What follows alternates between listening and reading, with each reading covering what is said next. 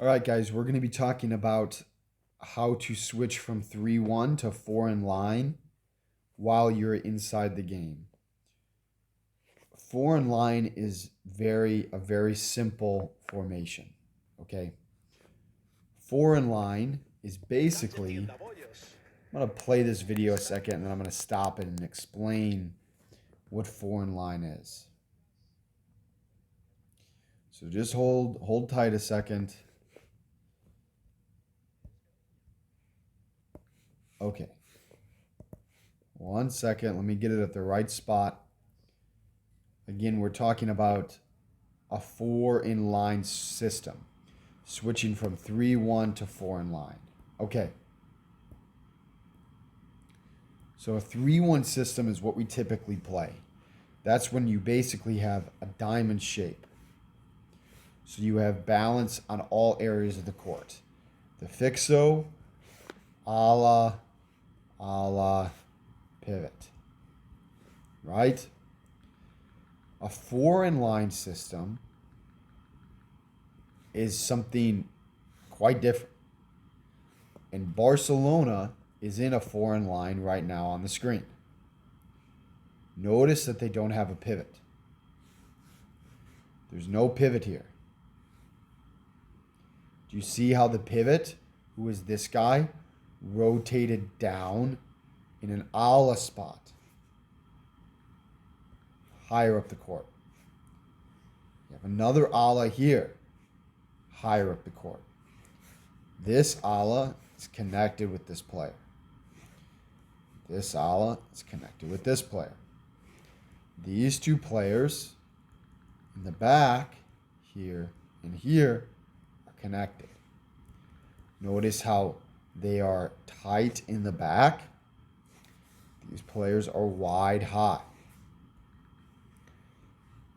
We start a 4 in line in this shape. Kind of like a trapezoid where the two alas make up the long side and essentially two fixos, so to speak, make up the bottom side. Okay? What happens in the 4 in line, and the purpose of the 4 in line, is very simple. It is to simply get each one of the defending team to step up. So as our players rotate down and create the 4 in line system, it forces the defenders to now step up. The minute that the defenders step up, what does it leave behind them? Space. The idea then is to play the ball behind the defending team into the space that was created. Typically in the 3-1 system, there's not a ton of space in behind because that's where our pivot is. The 4 in line system, however, allows for us to play behind the defense because we have brought all the defending team up in one line. This system is typically used when switching between 3-1 and 4 in line. We are never going to, or I should say in very rare circumstances, play a whole game in a 4 in line system. What we can do, however, is recognize moments when our pivot can drop down here and bring the defending team up the court. Watch what happens when they do that.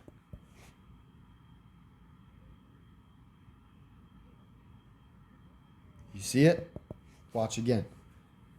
Barcelona starts out 3-1. And in their rotation, you will see the pivot, it will drop down, bringing the team 4 in line, opening up space behind them, and then it allows us to play in behind. Watch again. Starts out 3-1.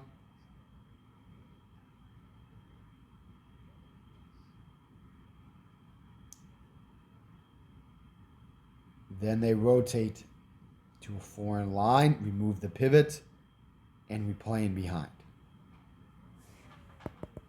Let's watch one more time. They rotate down, bring foreign line, and play in behind.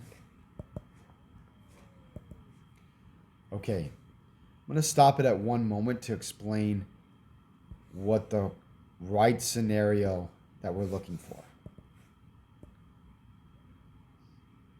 Because understanding the right time to expose the defense and behind them is incredibly important. Here. This player just made a short pass. Usually, we want the pass before we break in behind. We want it to be short. The reason why we want that pass to be short is because we don't want to allow a ton of time for the defense to react to that short pass and movement. We want the time between our pass, our run, and us receiving the ball again to be a very short time. The reason why we want this time to be short is because it is very hard for the defense to react when this situation happens. Each one of these players has to communicate with the other that now this guy is running through and is going to receive the ball. The second that any one of these Cordoba defenders drops off, now Barcelona is playing 4v3. So Cordoba doesn't drop off. They stay high. Do you notice how each one of these players is basically in one line? And all this space here is open. So backing up, talking about recognizing the right moment to expose them behind is this.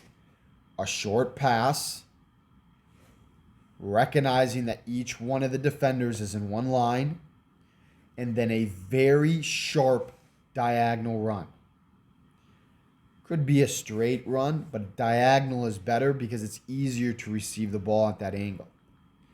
A diagonal run could be made by any one of the players that doesn't have the ball. Typically, the player that plays the short pass is going to be the one that makes the diagonal run for two reasons. Number one, they're the one that is in charge of the game the moment they have the ball.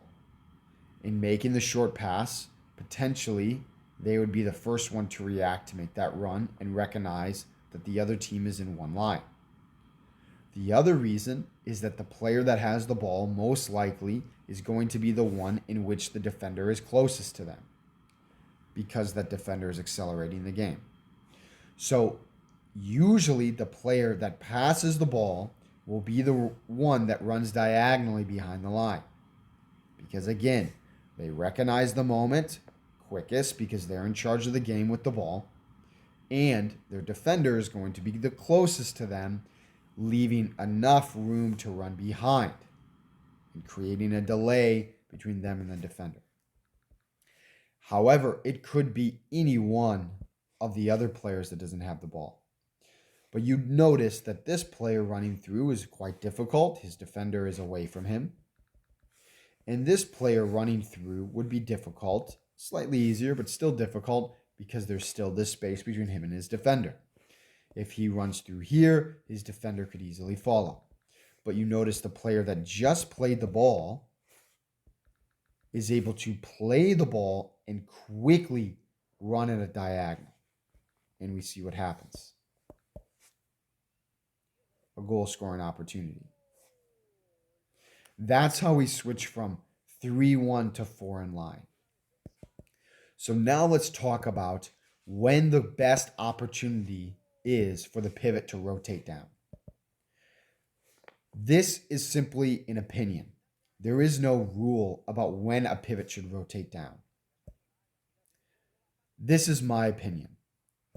The best opportunity for the pivot to rotate down is this. Whenever we have two players that are close in the back on one side, is a great moment for the pivot to rotate down. You'll notice that what happens, these two players on Barcelona are close. They create combination and the pivot rotates down. The reason why, my opinion, is that we should have two players close on the same side when we start the foreign line is that we already have most of the pieces of the puzzle done. We have two players on the same side. We already have two defenders that are high in one line. This creates the perfect scenario for the pivot to rotate down. The tricky part of rotating from 3-1 to foreign line is that every single player on the team needs to have an understanding of what's happening. If only one player doesn't make the right movement to switch from 3-1 to foreign line, you will get stuck and potentially cause a counterattack. It's very important that every player recognizes when the pivot rotates down. And as you can see, if you do foreign line correctly, it results in a goal. Or I should say a goal scoring opportunity.